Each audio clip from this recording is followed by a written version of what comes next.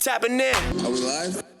So over the weekend, Miles, there was some studies that were finally concluded, done in Yale, where they found traceable amounts of microplastics in our bloodstream, which is not the FIFA World Cup. In our bloodstream. For sure.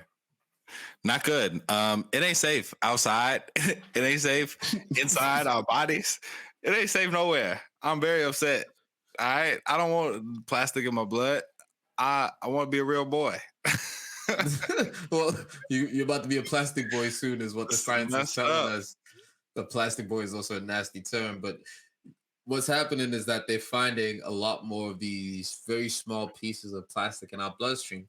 Now, there were traceable contents of biparties of plastic chemicals, things like BPA, which is what is used to make plastic bottles see-through. Those traces were found in about 93% of the people that were tested. So we already had traces of associative products, but now actually finding these smaller pieces of microplastic in our bloodstream. So it's literally the pollution that we've been doing is getting into our bodies and into our blood. That is trash. Literally. Damn. And it's messed up because, like, as I looked into this, right, I'm like, where is this all coming from? Because first of all, I didn't understand, right? Like, I'm like, plastic, microplastic, is this like this is a byproduct of recycling? But what it actually turns out is that there are really, really tiny plastic particles that are often used in cosmetics. It's often used in makeups and shower gels and all that type of stuff. That is one, like, straight up source of just tiny plastic particles. And another one is that the bigger stuff like bottles and all of that breaks down. It's really hard for it to decompose, a lot of that stuff. And it ends up breaking down into these tiny, tiny particles, and we ingest them in the air and our food, and through like lip gloss and tattoo ink. And that gives me the heebie-jeebies. I don't like to think that there are little plastic bits floating around in me. It feels like one of them gonna get caught in something it's not supposed to. I don't know if I'm like developing hypochondria on air in real time right now, but this is really not good. I don't like it. I did not know that they were also in tattoos, and as somebody with tattoos, that is quite scary. Now I'm gonna have to ask my tattoo artist, hey man, are these microplastics free? Is they, Jacob? Don't lie to me, man. That's real. You want to know another crazy fact that I heard while researching this? And researching this has become like, I stopped watching horror movies and scary stuff because the research on this is enough on what's really going on in the world. I'm straight up. The average person inhales enough plastic every week to create a credit card. Dude, that's crazy. That's nasty. That's ridiculous. I'm sorry, audience, that y'all have to know that. That's in your brains now. But like, this is an issue. This is horrible. That is crazy. I did not see that in any of the research that I did. That's a lot. And a lot of the reason why, outside of just inhaling, a lot of the reason why we're finding it is also because of the pollution that's going into the water. So a lot of pollution moves into the water and the fish start to eat it. It gets into the fish, and then they're taking on these microplastics, and then we ingest that, and it goes into our system. So it speaks towards now the type of pollution that's happening in the oceans, which is predicted that by 2050 there'll be more plastic in the ocean than there are fish in the ocean. Man. This is really awful because all I have is more depressing facts on this side. I'm gonna be like, yes, way, that's terrible. And also, did you know that the Great Pacific Garbage Patch is twice the size of Texas? That's a real thing. That's horrible. And I'm glad we've got the comment section to be able to share some of the thoughts and best reactions towards this dude. Definitely a credit card is some wild fact.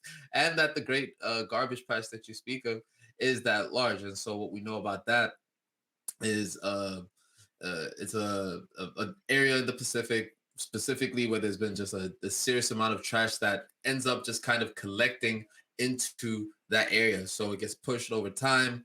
It gets pushed over time and kind of floats and gravitates towards that area. It is twice the size of Texas, and it is said that into that area alone, there is a garbage truck of plastic that gets collected in it every hour.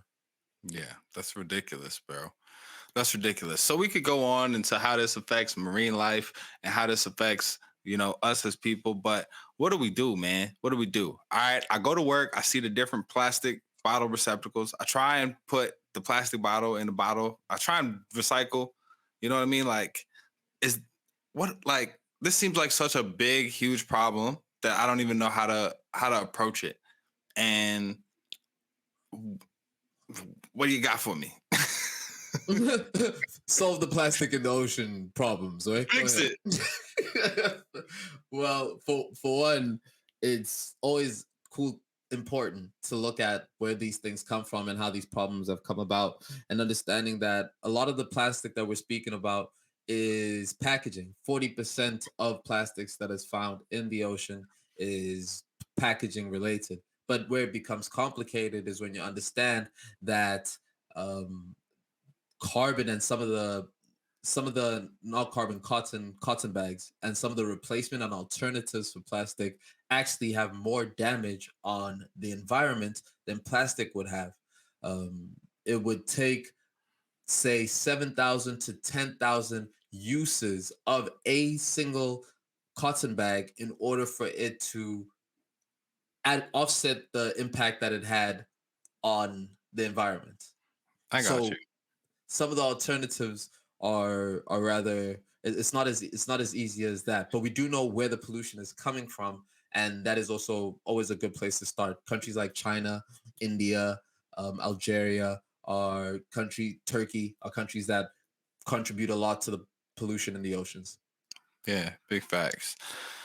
It's tough because I hear what you're saying. That's not a one-off thing, right? It means that in order to really have effect, you have to make a true commitment. Shout out to Aldi, which I think is a German grocery store or a Swedish grocery store.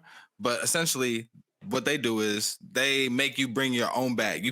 They don't have bags for you. You're gonna carry your stuff out in your arm if you got bags. But what it's forced me to do is that's the number one grocery store that I go to, and I have mad bags in my car. And that is a transition that I've made to even now when I go to regular grocery stores because they charge 7 cents for a bag in Chicago. You messed up. You're gonna lose people, Chicago.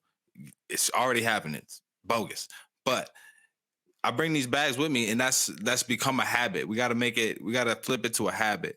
Some spaces are trying to make it a part of their policy, right? Concord, Massachusetts, here in the U.S., was the first city to ban single-use plastic water bottles, like literally ban water bottles, right?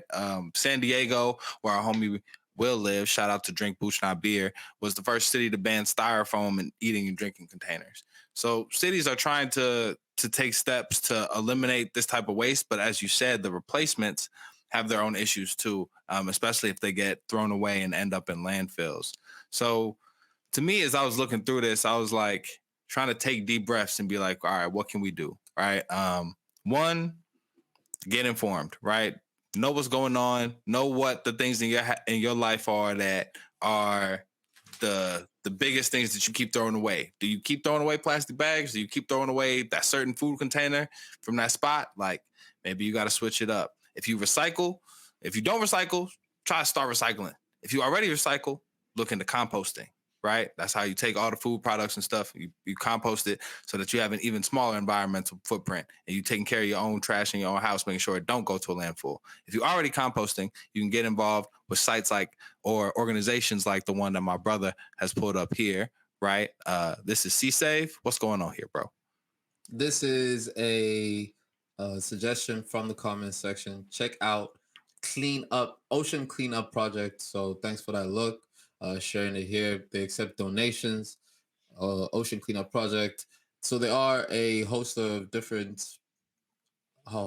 organizations that are doing this work. The what's also what's kind of terrifying about what we're learning about the plastic in our bloodstream is that we're not fully sure about what the effects of it are. So science hasn't yet been able to determine the specific impact. However, some of the byproducts, like BPA, for instance, are known to have hormone impact on our hormonal systems, and that there's been linkages to that and the ability to have sperm production, and it really does impact your down unders.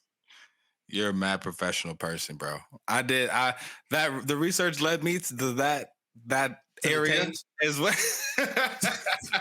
The research led you to the taint as well. Yeah, me too. Yeah, the things we do for the show. I was looking at mad taints for this show. Oh, thank you, thank you for speaking truth to power, right there. One day that sentence there is gonna get me in a lot of trouble. I can feel it. I was looking at mad taints. It's gonna but come no, back to haunt me. no cap. You explained it. You explained it so well in terms of the effects that it can possibly have on us. I'm glad that you brought it back to behind the scenes, but we have to go through so that you don't have to go through that. That's nuts. But yeah, man, shout out to Chill, shout out to the comment section for providing some information for the people. Sea Save. There's also the Ocean Cleanup. They call themselves because they serious. The Ocean Cleanup. I think they sourced out of the Netherlands. They're an ambitious group that's really invested in this work. There's Team Seas, I think, which is based out of the USA. So wherever you at on the map, get in the know, get involved. At least start recycling. Be more conscious of it.